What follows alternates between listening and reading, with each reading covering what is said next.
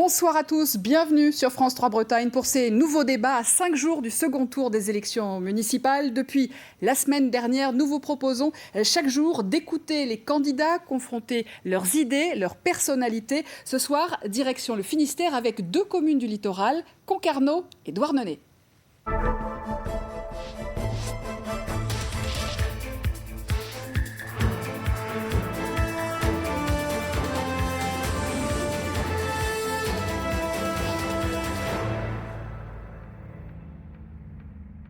Et nous commençons avec Douarnenez. Avant d'accueillir nos invités, je vous propose de planter le décor dans la ville aux 3 ports. L'occasion aussi de faire le point sur les forces en présence à l'issue de ce premier tour, le 15 mars dernier. Sujet de Catherine Aubel et Antoinette Graal. C'est à Douarnenez qu'on pêche la sardine, dit une chanson des années 30. La surpêche étant passée par là, le précieux petit poisson bleu se fait plus rare dans la baie, mais il représente toujours l'essentiel de l'activité du port de pêche. La cité des pennes sardines a aussi réussi à conserver, tant bien que mal, son titre de capitale européenne de la conserve de poissons.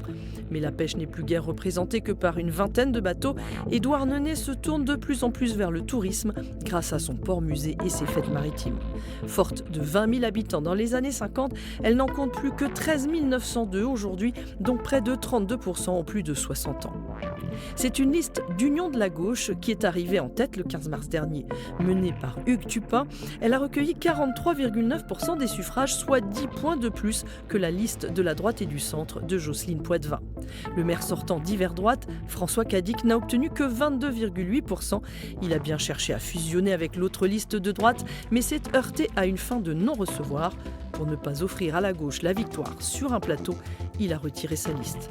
Le 28 juin, les électeurs auront donc à choisir entre 2 candidats. Jocelyne Poitvin d'un côté, qui tient peut-être là sa revanche. Maire de Douarnenez entre 1995 et 2001, elle avait été battue par la gauche puis évincée de la course à la mairie par son propre camp en 2008. Face à elle, Hugues Tupin, bien déterminé à ramener Douarnenez-la-Rouge dans le giron de la gauche. Sur le papier, il ne part pas favori, mais les pennes sardines ont déjà démontré par le passé qu'ils pouvaient être imprévisibles.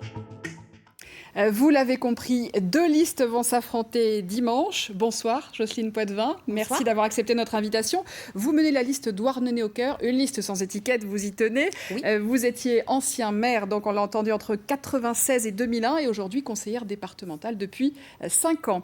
Face à vous, Hugues Tupin, bonsoir. Bonsoir. Vous menez la liste Douarnenez Terre Citoyenne, une liste d'union de la gauche et vous étiez dans l'opposition lors des 2 derniers mandats. Union de la gauche et citoyenne. On a entendu la précision. Avant de commencer, je vous précise que nous sommes tenus par le principe d'équité du temps de parole qui est décompté depuis la régie. Alors on commence en préambule de ce débat avec un dessin de Loïc Schwartz qui nous accompagne pendant cette campagne, illustrant notamment le renoncement du maire sortant, François Cadic, à participer à ce second tour. Jocelyne Poitvin, que vous inspire ce dessin ? Une alliance avec l'ancien maire était impossible ? Pour moi, oui. Parce que j'ai travaillé avec mes colistiers depuis l'automne dernier. On a élaboré, on a travaillé sur un projet et tout le monde a participé, chacun à son niveau, en apportant des idées nouvelles de part et d'autre. Et dire à 10, puisque le maire sortant souhaitait 10 postes sur ma liste, dire à 10 de mes colistiers de rentrer à la maison alors qu'ils n'avaient démérité en rien, humainement, je ne pouvais pas. J'aurais pas pu les regarder dans les yeux après. C'est pas possible. François Cadic, on le voit, préfère aller à la pêche, en tout cas jeter l'éponge. Et en partant, il a dit, il faut surtout faire barrage à la gauche. Ça vous a choqué, Hugues Tupin ? Il a même dit l'extrême gauche. Donc oui, ça m'a choqué. Et effectivement, ça m'a choqué. C'est braquer une partie de la population sur des informations erronées, fausses. C'est d'abord une liste citoyenne portée par des gens de la société civile et des gens tous engagés, effectivement à gauche, et avec des organisations politiques, toutes les organisations politiques de gauche présentes sur le territoire de Douarnenez, quoi. Là, ce qui est dommage dans ce qui s'est passé, c'est qu'en fait, 22% de la population ont été quelque part abandonnés à leur propre décision finale puisqu'il n'y a pas eu de fusion entre les deux listes. Ni de consigne, si ce n'est de vous faire barrage. Voilà, Passons à présent à vos programmes qui ont peut-être été modifiés par la crise sanitaire. Nous vous avons demandé de choisir l'une de vos priorités, je vais y arriver, et les voilà à nouveau croquées par Loïc Schwartz. On va voir tout de suite ce dessin. Hugues Tupin, vous conduisez une charrette à cheval, car c'est un des points, le thème que vous avez choisi, c'est la mobilité, et ce point en fait partie. Concrètement, qu'est-ce que vous prévoyez ? En fait, Douarnenez, c'est une ville très fragmentée géographiquement, mais également historiquement. Depuis 1945, la fusion des 4 communes de Douarnenez, Ploharé, Poule-David et Tréboul. Dans les faits, c'est pas complètement terminé, donc il y a encore des chapelles. Et en fait, les liaisons, les mobilités douces, c'est le moyen en fait de permettre à chacun de pouvoir cheminer dans la ville, d'accéder à tous les services disponibles. Et concrètement, qu'est-ce que vous proposez alors ? Améliorer les circulations douces. C'est-à-dire, en fait, il y a des passages avec le Port-Rue, qui est une veine centrale de la ville, qui dessine sur Douarnenez en fait un papillon. C'est aussi un point de blocage, c'est un point bas. Et au niveau du Port-Rue, vous avez prévu un ascenseur ? Oui, c'est une idée à débattre pour justement vaincre ce dénivelé extrêmement important qui empêche aux PMR, aux personnes à mobilité réduite, aux familles avec poussettes de pouvoir cheminer confortablement du Port-Rue vers le centre-ville ou vers le centre de rééducation fonctionnelle qui est à l'étage du dessus. Il y a un autre point, c'est la gratuité des transports en commun. Comment vous financez ça, surtout aujourd'hui avec la crise qui arrive ?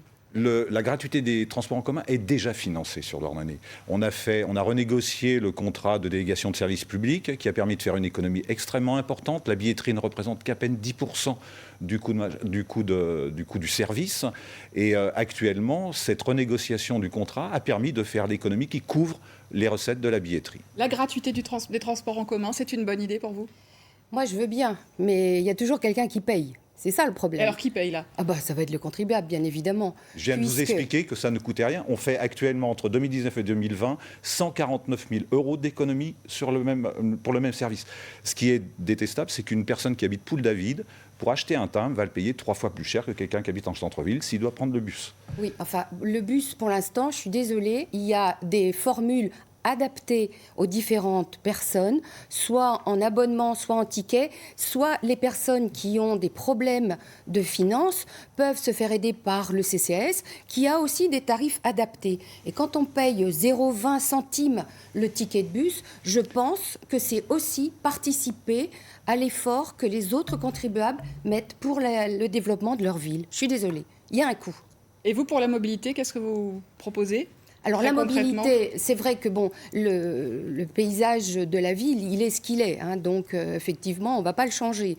Mais le service de bus, il rend un service à la population. Donc là, pas de changement ? Non, pas de changement. Par contre, moi, je suis pour développer des formes de parking au plus près des commerces, parce que c'est eux aussi qui ont besoin de faire travailler la ville. Ils ont besoin. Alors plus de parking, c'est la solution ? Avec un urbanisme d'une densité incroyable, Douarnenez était la ville la plus dense au siècle dernier d'Europe. On veut encore mettre des parkings en centre-ville. C'est une aberration. Les voitures, il faut au contraire éviter qu'il y en ait de plus en plus. Il faut valoriser le transport en commun et les mobilités douces, le vélo, la marche à pied, et donc créer des liaisons qui les charrettes à cheval éventuellement pour le transport des déchets ou des enfants. Parce qu'elles existent. En fait, il y en a une qui existe à Douarnenez. C'est ce que vous avez proposé. C'est très très bien. On va passer à votre thème, Madame Poitvin, la réhabilitation du port du Rosmer. C'est ce que vous avez choisi de défendre aujourd'hui. Oui, tout à fait.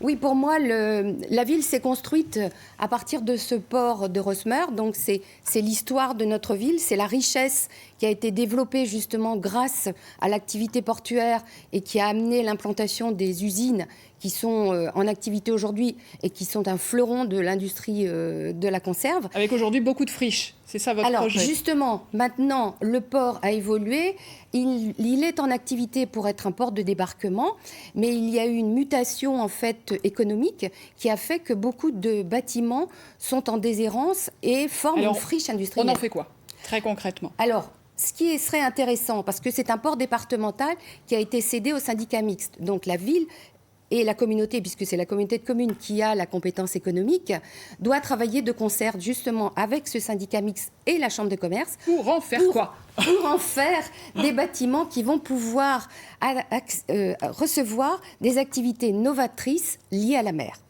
Donc par exemple, des start-up, des Fab Labs. Voilà, exactement, c'est exactement ça. Actuellement, il y a un regroupement de personnes qui se sont constituées en association, qui veulent développer ce projet, il s'appelle IS-Projet, et il a tout à fait sa place dans place et lieu de ces bâtiments, dans ces bâtiments. Les friches, Luc Tupin, vous voulez aussi en faire quelque chose ? C'est un phénomène extrêmement important sur Douarnenez. Ça touche effectivement le port, mais ça touche également la zone industrielle de Poule-David, qui devient un désert d'activité, avec la perte possible d'une entreprise importante pour Douarnenez et pour laquelle la municipalité précédente n'a pas fait ce qui était nécessaire pour la conserver sur le territoire. Donc c'est beaucoup d'emplois qui partent, c'est aussi des recettes fiscales qui partent. Sur le port, effectivement, l'enjeu est important. Au-delà des friches qui existent, c'est toute l'activité portuaire. Les infrastructures portuaires sont extrêmement conséquentes et il faut valoriser tout ça. Il y a une entreprise qui s'est installée à Douarnenez qui s'appelle Taut, qui fait du cabotage bas carbone à la voile. Il faut pouvoir aider des entreprises de ce type-là et faire de Douarnenez un port breton, le seul port breton susceptible de pouvoir débarquer des produits bio extra-européens, ce qui n'est pas le cas, ce qui n'est pas possible actuellement.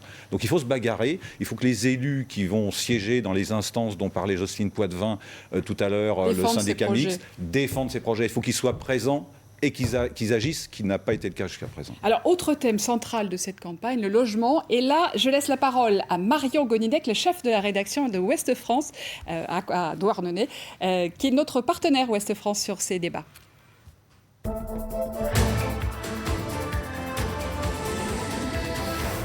Bonjour, alors la population de Douarnenez est en baisse et la ville est passée il y a quelques années sous la barre symbolique des 15 000 habitants. Plusieurs voix déplorent une faible offre locative à l'année et certains incriminent le développement des plateformes saisonnières telles Airbnb ou alors l'augmentation des prix du foncier. Ma question donc, comment, selon vous, articuler attractivité touristique et économique avec une offre locative à l'année tout en proposant des loyers accessibles et des logements décents à celles et ceux qui vivent et travaillent ici ? Jocelyne Poitvin, l'immobilier, ça a été une partie de votre vie professionnelle.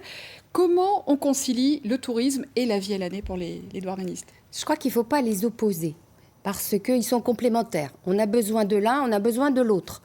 Et je pense que crier haro sur le logement locatif touristique, pour l'instant, ça n'a pas lieu d'être.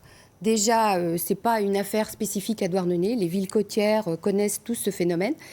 Et c'est une ville ouvrière, Douarnenez, 30% d'ouvriers. Oui, ça n'empêche. Avec des logements qui s'envolent, des prix de loyers qui s'envolent. Non, il ne faut pas exagérer non plus. Non. Et je crois que pour l'instant, il y a des fausses informations qui circulent. Les loyers ne sont pas si chers que ça, il ne faut pas exagérer. Monsieur Tupin ? C'est une urgence, c'est l'urgence du mandat qui arrive. La population, on a perdu 2000 habitants en 10 ans. C'est catastrophique. Si on ne fait pas revenir de la population à Douarnenez, si on ne fait pas revenir des familles qui vont pouvoir emmener des enfants à l'école, faire tourner le commerce local, on va continuer un déclin qui va devenir irrémédiable. La situation actuelle, on ne trouve pas de logement locatif à l'année, et vous pouvez dire tout ce que vous voulez, c'est la réalité. Que ce soit dans le parc public qui est extrêmement conséquent et qui est porté par une structure Douarnenez Habitat, qui est un outil extraordinaire de rénovation urbaine, etc., mais qui est actuellement saturé, et le parc privé qui a été dépossédé de son offre locative à l'année par justement la location saisonnière, qui est importante pour pas mal de foyers douarnenistes parce que c'est un complément de revenu. Voilà. Sauf que l'on voit apparaître de l'immobilier spéculatif uniquement orienté sur la location saisonnière. Et là, il faut se bagarrer de pied ferme parce que si la population ne vient pas s'installer à Douarnenez, Douarnenez passera sous la seuil des 10 000 habitants dans 15 ans. Vous n'êtes pas d'accord ? Pour l'instant, le logement, comme vous dites, par les plateformes, il est vraiment à minima. Et quand on peut comparer, on a à peu près 9 500 logements sur Douarnenez, on en a 350 en logements locatifs d'été. Donc moins de 4%, il n'y a pas de quoi on a un logement locatif annuel? Il y en a plus, évidemment. 0. Mais bien sûr que non. Enfin, déjà, il y en a actuellement 1600 disponibles. Il y en a 1600 disponibles Occupés. avec Douarnenez Habitat. Et c'est vrai, là, occupés. je suis complètement d'accord avec vous. Il faut tout à fait garder la maîtrise de notre office HLM au plus près des décisions du terrain. Mais là, pour cette question de logement, on fait quoi concrètement? Vous avez 30 secondes chacun pour nous dire qu'est-ce qu'on fait pour avoir du logement locatif à l'année. Il faut réhabiliter rapidement le centre-ville de Douarnenez, qui est dans un état de décrépitude, qui est lié en fait à l'histoire, mais aussi à une population vieillissante qui n'a pas les moyens de rénover. Donc il faut que la ville mette en place les outils nécessaires à travers ORT, des opérations de revitalisation du territoire pour mobiliser des moyens, à travers une OPARU. Enfin, il y a des outils très lourds. Le bail à réhabilitation qu'on a fait porter par Douarnenez Habitat. Voilà, ça je suis d'accord. Votre solution, le bail à réhabilitation fait par Douarnenez Habitat est une excellente chose. Tout à fait. Je suis tout à fait d'accord. Par 2014. contre, ce qui pourrait être vu aussi, c'est qu'on puisse bénéficier des nouvelles mesures gouvernementales portées par le ministre sur la revitalisation des centres-villes. C'est ce que je viens de dire. Donc, comme a bénéficié Quimper et Morlaix. On va élire un maire, c'est donc choisir un programme, mais aussi choisir une personnalité. Nous vous avons demandé de nous confier 2 photos, un album que nous allons feuilleter ensemble. Nous avons demandé notamment de choisir un lieu de Douarnenez. On va commencer avec la photo que vous nous avez confiée, Monsieur Tupin, la plage du Riz. Elle va s'afficher là tout de suite. Alors, c'est pas que la plage du Riz, c'est l'entrée de Douarnenez. C'est la plus belle entrée de Douarnenez. Je l'ai faite pendant 20 ans, 2 fois par jour, puisque je travaillais sur Brest. Et là, on accède à tout. On accède à la problématique de la plage, les problématiques de pollution. On a une vue sur une ville extraordinaire, un écrin de verdure des Plomards et l'ouverture sur le monde, le fond de la baie. Elle résume Cette plage Douarnenez. du Riz, elle est quand même problématique. On voit les algues vertes sont de retour depuis une quinzaine de jours. C'est pas la plage du Riz qui est problématique, c'est ce qui est en amont. C'est ce qui véhicule en fait ces pollutions sur lesquelles on se bagarre depuis des années et qu'il va falloir finir par résoudre. On a mis énormément d'argent dans des études, dans des analyses, etc. Alors qu'on connaît très bien les causes et qu'il faut en fait agir et réorienter cet argent sur des actions de terrain. Et quel est le pouvoir du maire ? Il a un pouvoir d'agir auprès des agriculteurs. On peut donner des aides. On avait mis en place toute une structure d'aide, y compris à l'époque, qui n'était pas du ressort des communes. Il a fallu déverrouiller des blocages réglementaires pour pouvoir aider, y compris économiquement, certaines structures agricoles à passer à un autre mode de développement de culture plus respectueuse de l'environnement. C'est là votre projet ? Moi, je pense qu'il ne faut pas stigmatiser une profession et dire que la pollution vient de l'agriculture essentiellement. Je suis désolée, il y a aussi des habitats qui sont en bordure de cette rivière, qui ne sont pas aux normes au niveau de l'assainissement individuel. Il y a même des communes qui ont pour l'instant quelques soucis et le préfet du Finistère devrait s'en occuper très prochainement. Donc moi je ne suis pas pour dire la pollution elle vient d'un certain type de profession. Je suis d'accord pour qu'on mette les moyens, mais tous ensemble, et non pas en partant déjà de la solution et du stigmatisation que vous faites. Il n'y a pas de stigmatisation, il y a une réalité. Et si vous vous intéressez un peu au sujet, vous saurez qu'en fait, les pollutions sont parfaitement identifiées depuis longtemps et qu'on en connaît l'origine. Bien sûr, bien sûr. Il faut vous informer. Oui, mais je suis très au courant, ne soyez sans crainte. Non, je ne suis pas convaincu. Si. Vous n'avez pas la même information, en tout cas. Madame Poitvin, vous avez choisi la place de la Gare. Oui, en fait, la place de la Gare. Donc, en fait, comme précédemment, elle était occupée par cette gare qui a été rasée. Alors moi, ce lieu, pour l'instant, n'est pas occupé. Et je souhaiterais en faire, et ça, c'est vraiment mon projet cœur, en faire une aire de jeu inclusive. Alors, inclusive, pourquoi ? Parce que je suis investie dans une association pour enfants handicapés et je pense que le vivre ensemble, il commence dès l'enfance. Et on aurait certainement moins de soucis à l'âge adulte si on avait pris le problème à l'origine.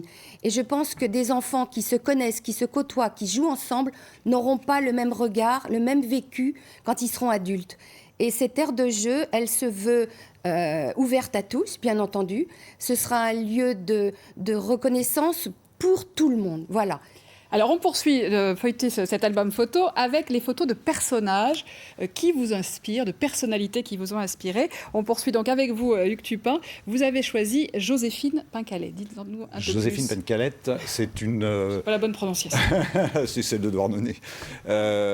C'est vraiment l'emblème un petit peu de Douarnenez, l'emblème du patrimoine maritime humain.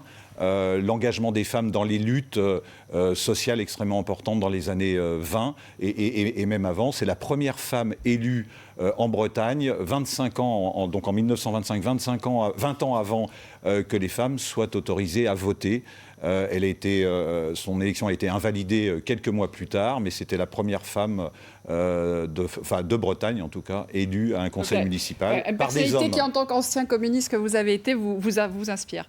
Tout à fait, tout à fait. C'est l'engagement et la lutte. Jocelyne Poitvin, vous avez choisi quelqu'un de tout à fait différent. Oui, tout à fait. En fait, c'est vrai qu'on a quand même un choix énorme. Jean d'Ormesson. En France, il y a énormément de personnes qui auraient pu être retenues. Alors j'ai choisi Jean d'Ormesson pour 3 raisons. D'abord, c'est un homme de culture, c'est un écrivain, et je crois que la culture, on en a tous besoin pour nous faire rêver, pour nous éduquer, pour nous faire réfléchir. C'est un homme des médias. Les médias aujourd'hui, c'est incontournable. On vit avec, on dort avec, c'est tout le temps présent. Et la dernière raison, c'est un homme optimiste. Et moi, je voudrais insister sur cette notion parce qu'on vit une période très anxiogène et on a besoin de voir le verre à moitié plein et non pas le verre à moitié vide. Et voilà. Et moi, c'est ma devise. C'est votre choix et votre devise. Oui. Merci à tous les deux d'avoir accepté de participer à ce débat qui s'achève. Nous restons dans le Finistère avec à présent notre second débat à Concarneau. Déjà ? Merci. C'est fini ? Ça va très vite. Ah, ça va vite, hein.